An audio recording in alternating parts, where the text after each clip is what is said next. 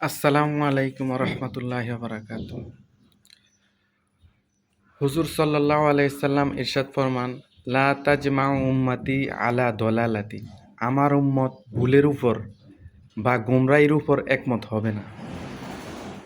এই হাদিসের মান মুহাদ্দিসগণের নিকট এটি হাসান বা সহিহ। সনদ ইবনে ওমর রাদিয়াল্লাহু আনহু এবং আনাস ইবনে মালিক রাদিয়াল্লাহু আনহু সহ একাধিক সাহাবী থেকে এই হাদিসটি বর্ণিত। তো এখানে যে উম্মতের ওলামা হজরত, ওনারা ভুলের উপর একমত হবেন না। সাধারণ মানুষ একমত হলে আর না হলে এতে কিছু যায় আসে না। তো উম্মতের ওলামা হজরতগণ দেখা যায় 80%, 70%, 90% ওলামায় হজরত ভুলের উপর, কোনো একটা ভুল বিষয়ের উপর একমত হবেন না। এটা নবীজি জানাই গেছেন এবং হাদিসটা সহি পর্যায়ের। তো এখন বাংলাদেশে 4টি তবকা আছে, যে আহলে হাদিসের আলেমগণ, কৌমির ওলামা হজরতগণ এবং জামাতে ইসলামের ওলামা হজরতগণ এবং সুন্নি হজরত ওলামা একরাম। তো এখন ওনারা এই সব তবকারে এক ভিন্ন ভিন্ন স্কুল অফ থট, ভিন্ন ভিন্ন মত।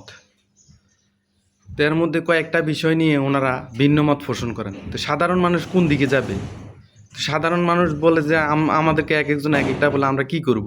তাহলে এখানে বোঝা যাচ্ছে, যদি এই প্রত্যেক দলে 25% করেও আলেম ধরেন, তাহলে 4-25-এ 100। এর মধ্যে কম বেশি থাকতে পারে, হয়তো কওমি ওলামা হজরতগণ এখানে আলেম বেশি, কওমি মাদ্রাসায় পড়ে বেশি, 40% থাকতে পারে। অন্যগুলা আলিয়া মাদ্রাসায় পড়ে, ওনারা 20% করে ধরলে 3-20-এ 60%। অথবা আপনাদের মতো যদি 25% করেও ধরেন, তাও দেখা যায় 4-25-এ 100% ওলামা হজরতগণ। তো ওনারা কয়েকটা বিষয়ে মত পার্থক্য করেছেন, যে নবী করিম সাল্লাল্লাহু আলাইহি সাল্লাম গায়েব জানেন কিনা, নবী করিম সাল্লাল্লাহু আলাইহি সাল্লাম হাজির নাজির কিনা, নবী করিম সাল্লাল্লাহু আলাইহি সাল্লাম মাটির তৈরি কিনা, নবী করিম সাল্লাল্লাহু আলাইহি সাল্লাম কবরে জীবিত বা হায়াতুন নবী কিনা, মিলাদ কিয়াম বেদাত কিনা, বা সাহাবায়ে কেরাম হকের মাফ কাঠি কিনা, এরকম বিভিন্ন বিষয়ে একতলাপ করেছেন। তো এখন যে আমাদের সুন্নি ওলামা হজরতগণ বলেন নবী করিম সাল্লাল্লাহু আলাইহি সাল্লাম গায়েব জানেন, আর জামাত ইসলামের ওলামা হজরতগণ, কওমি ওলামায় হজরতগণ এবং আহলে হাদিসের ওলামায় হজরতগণ বলেন যে নবী করিম সাল্লাল্লাহু আলাইহি সাল্লাম গায়েব জানতেন না।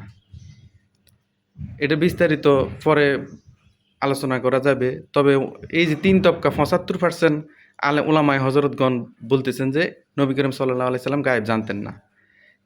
এক তবকা বলতেছেন যে উনি গায়েব জানতেন।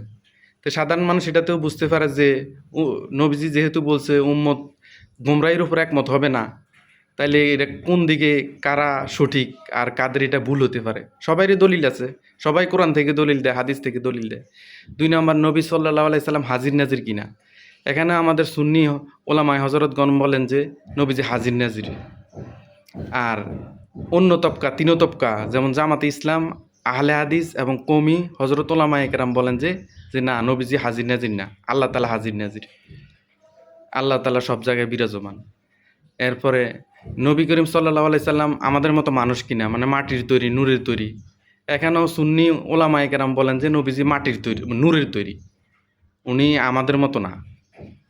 তো এমনি জিন্সের দিক থেকে তো উনি মানুষ, আর কোরআনে আল্লাহ বলছে মানুষ মাটির তৈরি। তো এখানে ওনারাও আবার দলিল দেন কোরআন থেকে।